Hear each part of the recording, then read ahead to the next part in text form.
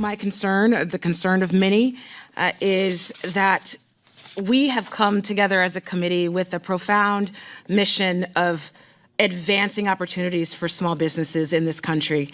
You know, just in the last few days, we know that 401(3)s and 401(k)s have been thrown out of the window for folks. Folks have lost so much. We also know that in this committee, we have said together, cross aisle, we will make a commitment to disabled folks, to our veterans, to women-owned businesses on Main Street, on Telegraph Street, on Broadway streets. And here we are having a conversation trying to figure out how to advance our way forward. I think we all know what we want. We want a more efficient sector. We want a government agency that can show up at the doors, where the websites work. Within the last 2 weeks, hundreds of SBA workers have been fired. We are talking about closing down 6 agencies in major cities in this country. So I want folks who are watching to know the dry cleaner, the auto repair dealer, the barber shop, the woman who called my office yesterday who's starting a home care business to make sure that our elders have trained wonderful MAs at their homes every single day doing work that many of us have never done. Where is she going to go? She's called from outside of my district to get support. You know what? She'll be on the phone for hours.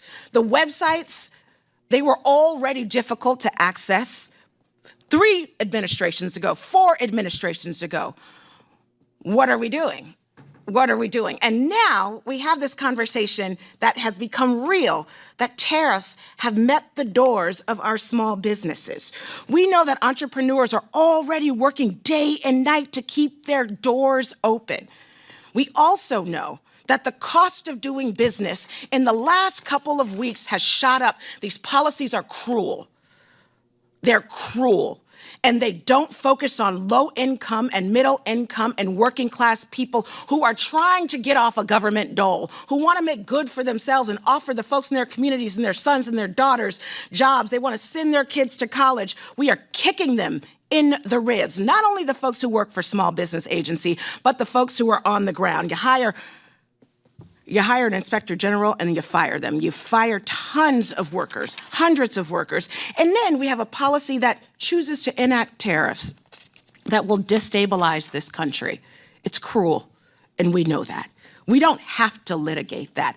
Any one of us who've run small businesses, who've run payrolls, I've ran payroll since I was 19 years old. I've hired hundreds of workers. I've trained workers to leave incarceration and the streets and foster care to get jobs, whether they're doctors or lawyers or medical providers. I've done that work. I know how hard it is to keep an institution alive when you're by yourself.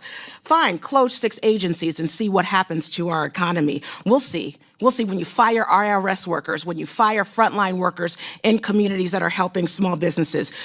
I have to ask, do we care? Do we truly care about folks on the ground? You know, I have one quick question, which I think I know the answer to.